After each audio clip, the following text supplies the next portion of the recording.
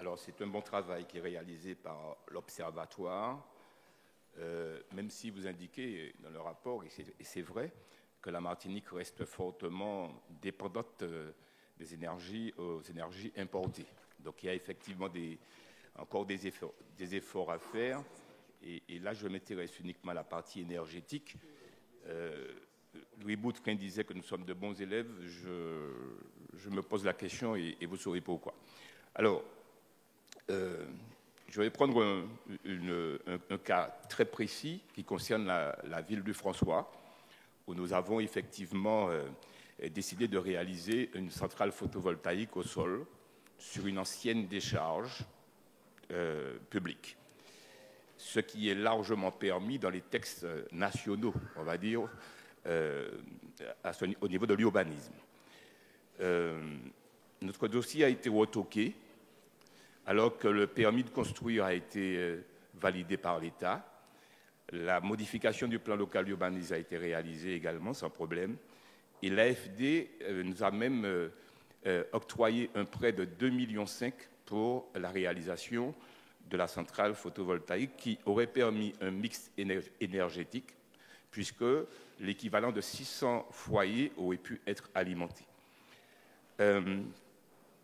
Qu'est-ce qui s'est passé et qu'est-ce qui a posé le problème? Le problème, c'est une délibération du Conseil régional de la Martinique de 2013. Je rappelle que nous avons l'habilitation énergie et nous pouvons effectivement, à ce niveau, effectivement, produire des lois pays. Et malheureusement, la loi pays est venue réduire et rétrécir le périmètre de la loi nationale. En ce sens que la délibération précise que ce type d'équipement ne peut pas être installé sur les zones naturelles du parc. Et c'est ce terme de zone naturelle qui fait que les conséquences sont terribles parce que rien ne pourra se faire. À partir de cette erreur, je considère que c'est une erreur, rien ne pourra se faire en Martinique, sur les zones naturelles de la Martinique, les zones N et les zones A du plan local d'urbanisme. C'est un non-sens absolu. Absolu. Nous avons effectivement devant les tribunaux, puisque la SOPAMA nous a signé devant les tribunaux, pas pour les mêmes raisons, mais en fait le juge a saisi l'occasion de cette délibération de 2013 pour retoquer notre dossier. Il nous demande, ce juge, parce que même si l'habilitation énergétique est en plein renouvellement, hein, si j'ai bien suivi les affaires, que la loi, elle est toujours en place, je veux dire. Autrement dit, elle continue à produire ses effets, cette loi-là. Et pour qu'on puisse changer les choses, il faut modifier cette loi que nous avons nous-mêmes produite. Il faut modifier les termes de la délibération de 2013. Nous avons interrogé le parc naturel régional, naturellement, parce que c'est le parc qui a produit le rapport, et après, la décision est venue au conseil régional. Et le parc, effectivement, a consenti, a remarqué l'erreur. Ils nous ont produit des courriers qui nous autorisaient, effectivement, à construire la centrale photovoltaïque. Ils ont constaté l'erreur qui s'est produite, et malgré tout, le tribunal s'est contenté de la délibération du Conseil régional de 2013. Alors je le dis parce qu'il faudrait que dans la demande que nous sommes en train de faire au niveau énergétique, qu'on puisse intégrer et ne pas reproduire les mêmes erreurs. La vigilance doit être de mise de manière à corriger ce problème qui fait que demain, eh bien, rien ne pourra être construit en Martinique à ce niveau si cette décision, cette loi persiste. Voilà, je vous laisse simplement faire la remarque et espérer effectivement que les choses pourront évoluer en ce sens. Je te remercie. Monsieur le Président. Bien, je suis... bon, ne pense surtout pas à ça comme une attaque, s'il te plaît. Je suis assez ennuyé de voir avec quel ton et surtout la manière dont le problème est posé d'un vote d'une loi par habilitation en Martinique, en 2013. Moi, je considère que c'était une conquête incroyable et j'ai le sentiment qu'en fait, cette fameuse loi, etc., pour les personnes qui sont pour la responsabilité locale, bon, on en a pour notre grade, quoi. Parce qu'on a fait voter cette habilitation, c'était une des premières habilitations. Toto Lurel avait fait voter sur la formation professionnelle et nous on a eu 3 habilitations, le transport, la question de l'interdiction de mettre sur les terres agricoles et les zones naturelles remarquables l'interdiction de mettre des panneaux photovoltaïques. Et pour moi, c'est une étape peut-être historique sur le plan de la législation française vis-à-vis de l'outre-mer pour ceux qui sont de l'article 74. Une étape historique. Parce qu'il n'y a aucune... rien ne peut justifier une telle absurdité de penser la loi à partir de Paris. À ce fameux loi pays. Moi, ce précieux loi pays. C'est comme ça que j'aurais dit ça.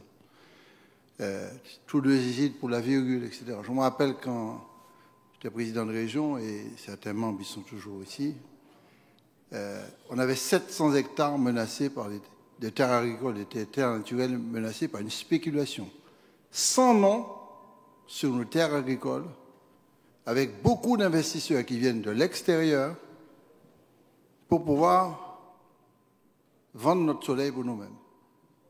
Incroyable. 700 hectares. Alors, j'ai même rencontré quelqu'un qui m'a dit, oui, votre intervention et votre loi 10 pays m'a interdit de spéculer, de faire une opération. Parce qu'en fait, quand vous avez de grands domaines et vous voulez gagner de l'argent, vous mettez des panneaux photovoltaïques. Alors, quand c'est associé à l'élevage, il y a un débat. Bon. Mais on a bloqué ça. Et je suis très fier d'avoir participé avec tous les élus de l'époque, d'avoir mené cette opération-là, qui nous semble très importante. D'autant plus qu'on était dans une espèce de fainéantisme intellectuel complet, et peut-être même jusqu'à présent. Nous avons 67 EPLE, EPLE c'est des établissements publics avec des toitures. Bon an, mal an, on fait un petit coup, etc. Il faut surtout accélérer ça. Bon. Et il faut protéger nos zones naturelles. On a un autre phénomène qui est né, c'est moun ka vend bano. C'est-à-dire que vous avez, et je me suis prononcé aussi contre ça, en disant si jamais on doit vendre du vent, l'éolien, nous qu'à vendre nous-mêmes. Et on a lancé un énorme programme d'études sur la possibilité de pouvoir installer des éoliennes offshore. On verra le débat, mais au moins one shot, une fois, on va mener une opération, certainement avec des acteurs privés, pour alimenter et tirer des recettes pour vendre nous-mêmes. Comment dans ce pays-là on peut accepter que des programmistes, des spéculateurs, des financements viennent et puis disent bon, on va blinder les terres agricoles, notamment les terres agricoles qui sont gardées quelquefois volontairement en friche pour la spéculation, et on va mettre des panneaux photovoltaïques. Alors, oui, mon cher collègue, nous avons donné 2 avis défavorables sur ces 2 projets. On a donné 2 avis défavorables sur 2 projets de même nature. Les zones qui ne sont pas naturelles ou ne sont pas agricoles, les carrières, nous ne posons pas de problème. Mais à partir du moment que c'est une zone agricole, notre avis sera non. Alors maintenant, si vous voulez les zones naturelles remarquables, notre avis sera non. Maintenant, si vous voulez, vous pouvez refaire la loi. Hein. Le principe même de l'habilitation, c'est que la loi est votée, et au-delà même de l'existence de la majorité qui l'a fait voter, la loi perdure. Je suis très content que l'ancienne majorité n'ait pas défait cette loi. Je le dis clairement, c'est assez rare de remercier l'ancienne majorité. N'a pas défait cette loi. Et on peut aussi, par le niveau national, présenter un amendement pour modifier ce texte-là. Donc il y a des parlementaires, il faut les respecter. S'ils considèrent que c'est une très mauvaise chose pour la Martinique de protéger les terres agricoles de la Martinique, je ne crois vraiment pas. Je ne vois pas quel parlementaire qui pourrait avoir ce raisonnement-là. Parce que nous sommes passés, et je conclue, Monsieur le Président, il y a quelques années, 15-20 ans de ça, de 47 000 SAU à peu près. On est descendu à 42 000. Aujourd'hui, SAU, c'est le CIFAS agricole utile, dédié à l'agriculture. On est à 22 000. Et depuis quelque temps, on est en train de descendre terriblement. Moi, je pense que ce n'est pas du tout une bonne solution. Ça a été évoqué là, bon, je suis obligé de répondre, mais que j'assume pleinement et entièrement les deux avis défavorables que j'ai donnés pour ces deux projets-là. Catherine Cocon. Non, collègue Tavernier, ce n'est pas une erreur. Et il faut absolument être respectueux du travail énorme que ces trois habilitations ont donné à des élus, quelque chose qui était très innovant, qui n'avait jamais été initié en Martinique, qui a demandé des tonnes et des tonnes de mobilisation, d'énergie, etc., pour ouvrir le champ du possible à partir de l'article 73. Non, ce n'était pas une erreur. 1080 km² menacés en plus d'érosion côtière, une spéculation immobilière extraordinaire, on construit partout, partout. Il suffit de traverser la Martinique, ça défriche à tour de bras. Et il faut savoir que cette habilitation ne laissait pas sans alternative, parce que tout le monde, là, est conscient que nous avons une puissance extraordinaire qui est le soleil, et qui peut nous aider à aller encore plus vite vers des énergies, entre guillemets, propres, avec la fin du fossile annoncée pour la décennie qui vient. Donc, oui, c'est important qu'il y ait du soleil, l'exploitation du soleil, mais pas n'importe où. Pas n'importe où sur 1080 km². Et cette décision ne laissait pas sans alternative. Le président l'a dit tout à l'heure, il existe des milliers et des milliers de mètres carrés de toiture, de bâtiments, de hangars, d'immeubles, de HLM, de collèges, de lycées, d'écoles primaires, etc., qui peuvent aujourd'hui accueillir des panneaux photovoltaïques et ainsi participer à notre progression vers des énergies renouvelables. Mais si je devais revoter pour cette habilitation en l'état et dire qu'il faut protéger nos espaces naturels et nos terres agricoles, je le revoterai les yeux fermés et sans hésiter. Il faut se projeter dans l'avenir. Oui, c'est très bien qu'une collectivité puisse décider de se mêler au mouvement concernant les ENR, mais il faut aussi, à mon avis, raison garder. Alors, ce n'est pas ni une attaque politique, ni politicienne, ni quoi que ce soit. Je pense qu'on est assez copains pour que tu ne le considères pas ainsi. Mais il faut projeter ce pays-là dans 10 ans, dans 20 ans. Et il ne faudrait pas que nous puissions laisser à nos enfants, petits-enfants et arrière-petits-enfants un pays dont la terre est ruinée par des spéculations hasardeuses, folles, sur des sujets que nous n'aurions pas correctement maîtrisés en amont. Alors, le photovoltaïque peut se faire sur beaucoup de surfaces, dans beaucoup de lieux, mais je répète, par respect pour tous ceux qui ont travaillé à cette habilitation qui était extrêmement audacieuse. Tout le monde disait « Zot péké rivé », il péké fait, et pourtant il fait. Concernant la prise en main via la loi de notre accès aux ENR, parce qu'on a du potentiel extraordinaire, géothermie, vent, etc., non, ce n'est pas une erreur. Et je peux te dire que si tous ceux qui étaient membres de cette assemblée de l'époque étaient présents aujourd'hui, je suis sûr qu'ils appuieraient sur le bouton vote favorable. Je te le promets. Très bien. Collègues, il y a des collègues qui sont déjà intervenus, qui demandent à intervenir. Il y a une discussion qui me semble. Mais ceux qui sont déjà intervenus, qui interviennent à nouveau, ne dépassez pas les 2 minutes. Merci, merci. Je vois que vous avez écouté à moitié ce que j'ai dit. Dites-moi sincèrement, quelles sont les possibilités de production sur une ancienne décharge publique? Rien.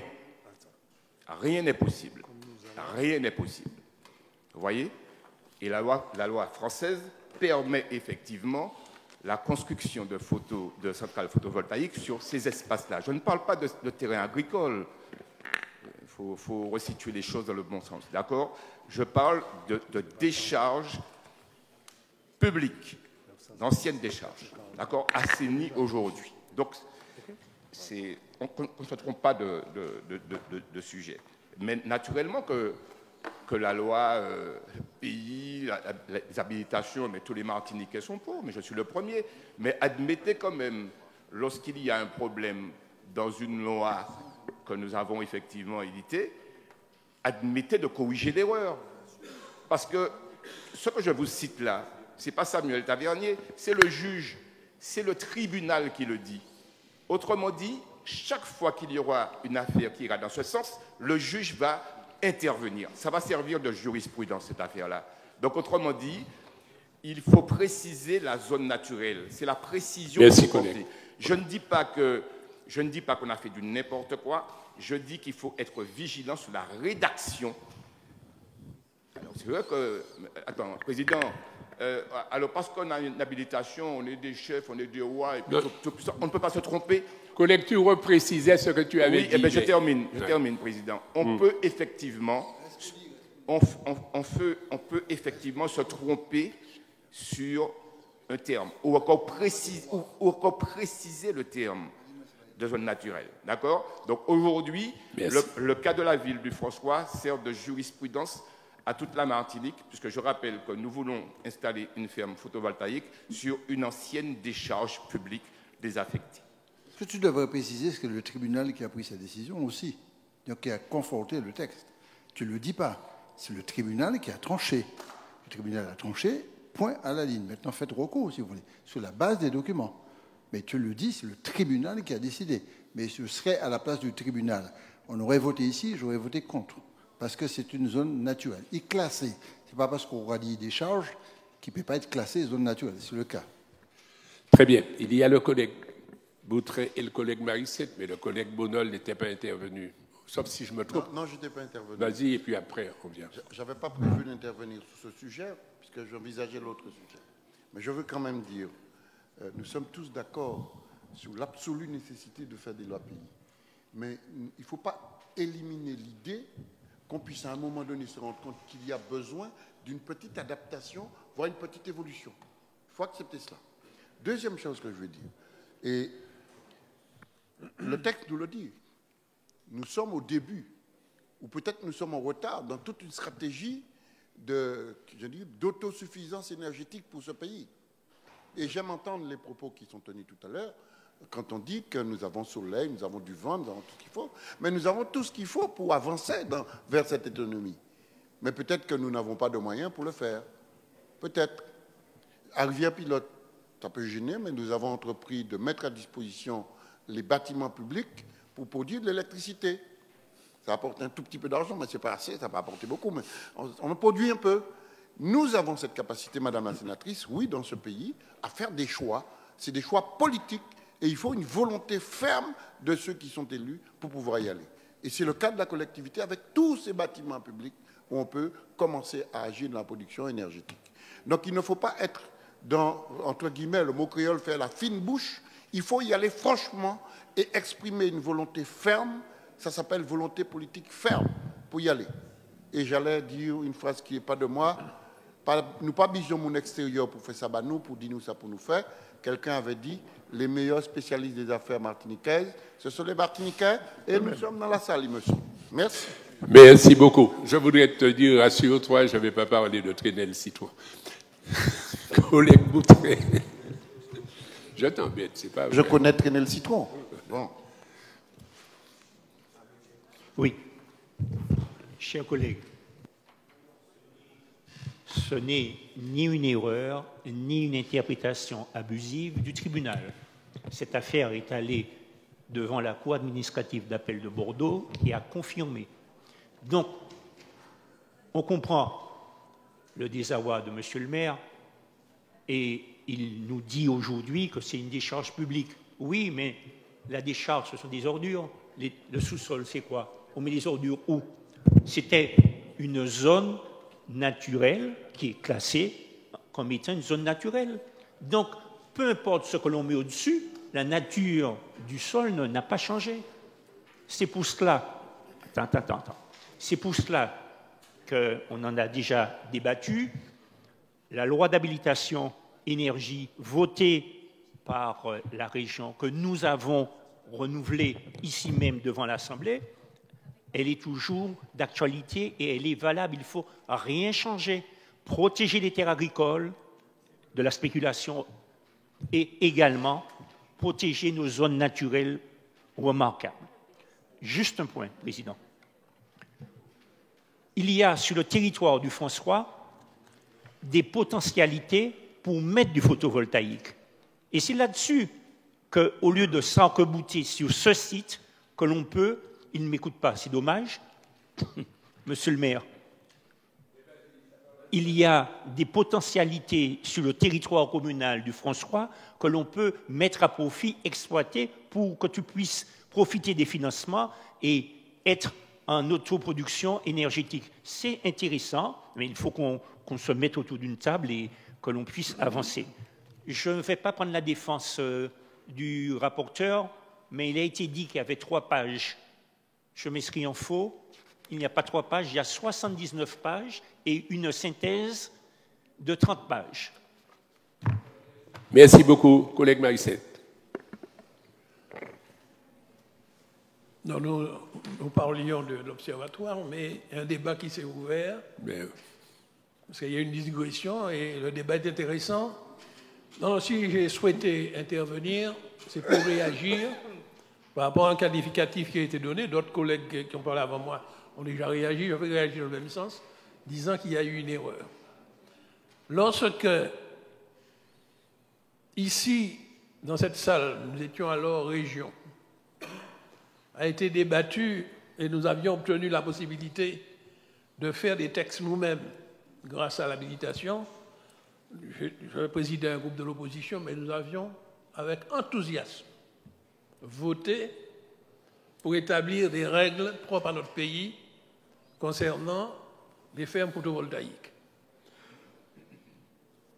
Peut-être même nous l'avons fait avec du retard parce que, avant que nous ayons défini ces textes qui réglementent les installations en Martinique, et puis qu'ils soient validés, parce que hélas, nous les avons votés ici, mais il a fallu qu'ils soient validés de l'autre côté de l'Atlantique pour qu'ils aient force de loi. Mais il y a eu quelques projets qui ont eu le temps de se faire. Et à chaque fois que je passe devant, j'ai mal au cœur. Parce que des spéculateurs ont sacrifié des terres agricoles dans le nord de la Martinique et dans le centre pour mettre ces fameux panneaux photovoltaïques. Mais parce qu'ils étaient avides de l'avantage financier que ça leur apportait. Or, notre pays, qui n'a pas une grande surface, nous allions voir disparaître cette potentialité aussi bien agricole que naturelle. Je rappelle que les zones naturelles absorbent du carbone, produisent de l'oxygène. Et nous en avons besoin pour garder ce climat tempéré, pour protéger nos terres. Donc c'est dans l'enthousiasme que nous avions voté. Il n'y a pas d'erreur faite là-dessus. C'est vrai que ce sont les maires qui élaborent leur plus et qui donnent la caractéristique. Se trouve, c'est un dossier sur lequel j'ai été sensibilisé. Et cette zone qui était envisagée, elle est classée naturelle. Et au moment de voter au titre de cette habilitation, nous avons à la fois voulu protéger les terres agricoles, mais aussi les terres naturelles. Pas d'erreur. Maintenant, par contre, nous avons toujours préconisé, et sous la mandature précédente, je ne sais pas, il y avait un dispositif, je ne sais pas s'il existe toujours, pour encourager à mettre des panneaux photovoltaïques sur les toitures. Il y a même des subventions qui sont données. Beaucoup d'investisseurs en ont profité et il faut continuer cela. Nous en avons mis sur nos lycées, il faut peut-être au lycée, au collège, il faut poursuivre. Merci, collègue. Il faut poursuivre, mais je veux dire que ce n'était pas une erreur. Je réagis par rapport au terme erreur que le collègue a utilisé. Merci. Il faut que l'on garde cette ligne. Et s'il faut le revoter, c'est un enthousiasme que nous allons le revoter. J'en ai fini. Merci, collègue. Et puis, c'est le débat. Monsieur le rapporteur. Merci, Président. Bon, le débat est un petit peu dérivé sur la possibilité d'implanter des fermes photovoltaïques ou pas. Simplement sur ce dossier précisément, sur le bilan qui a été soumis à l'attention des conseillers, quelques remarques qui vont dans le même sens ont été émises. Alors par le collègue Boutrin, le collègue Marissette et la sénatrice Conconne, qui vont tous dans le même sens, tous et toutes dans le même sens, pour saluer le travail important fait par l'équipe animée par M. Rosamond sur cette affaire. Alors, je porte quand même 2 précisions. Collègue Boutrin, il est bien précisé dans le rapport, et je l'ai dit, que l'Observatoire a été créé en mai 2019. Je n'ai pas omis. Hein, c'est bien écrit là, en page 2. Et puis, à l'attention de la sénatrice Conconne, le bilan, il est en 2 temps. Un bilan complet de 70 pages en annexe que je pourrais te communiquer tout à l'heure. Et puis, une synthèse avec les chiffres clés. Je vous invite vraiment à consulter ces données parce que ce sont des données de culture générale, finalement, sur nos modes de consommation de l'énergie. Vraiment un travail remarquable. Et puis enfin, sur le photovoltaïque, bon, le débat a été fait, on ne va pas le refaire. Je ne m'inscrirai pas dans cette dynamique. Simplement saluer quand même le travail des aînés qui ont, il y a une dizaine d'années, produit cette loi, même s'il y a des, comment dirais-je, quelques récriminations ici et là, mais globalement, cette loi a fait beaucoup de bien à notre pays, puisque je suis comme tout un chacun d'entre nous. On se balade dans notre pays et on voit les désastres initiés par ces fermes implantées un peu à droite à gauche dans un premier temps. Voilà ce que je peux dire, Monsieur le Président. Merci beaucoup. On va passer au vote, Monsieur Briam.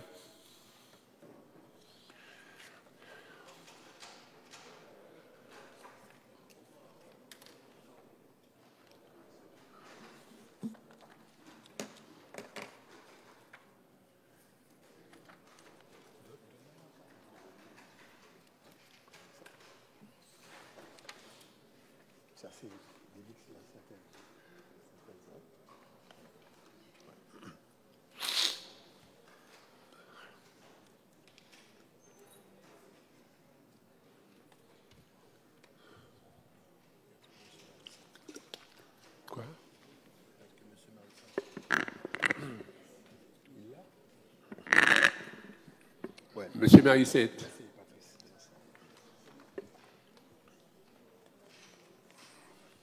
Pour Sandra, pour Madame Valentin, ça ne fonctionne pas? Demande à une jeune personne de t'aider, Madame Carius. Ça ne fonctionne pas? Le technicien vient te voir là. Pas un film de le technicien.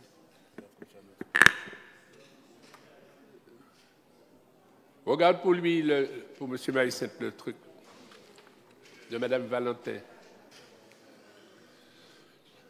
Chers collègues, je profite, nous sommes en train de regarder le boîtier de M. Marissette.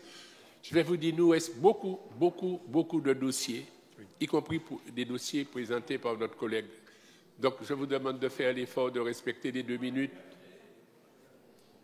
Ça va? Le vote de M. Marissette. De quoi? J'ai voté pour moi-même. Mais c'est pour Sandra Valentin que... Non, ce que je propose, c'est qu'on ajoute au vote le vote de Marissette. On arrête. On peut arrêter. OK, donc il y a 46. Unanimité. Merci beaucoup. Bon, je reprécise, si on peut rester dans les 2 minutes sur les dossiers, si vous voulez intervenir, c'est par rapport à nous, par rapport aux autres. Et puis tout à l'heure, il y a des gens qui disent qu'il y a un mot fait. Donc, je vous propose de respecter les 2 minutes pour qu'on avance un petit peu. Merci beaucoup. On va passer au dossier 31.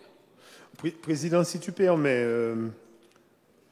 l'administration m'a fait remonter la réponse à l'attention du collègue Boutrin sur les récifs artificiels. Alors, ils me font dire que l'étude est en cours et que, justement, le financement qui a été voté aujourd'hui permettra de la finaliser. Donc la mise en œuvre, elle est prévue pour la mi-2026 de ces récifs artificiels.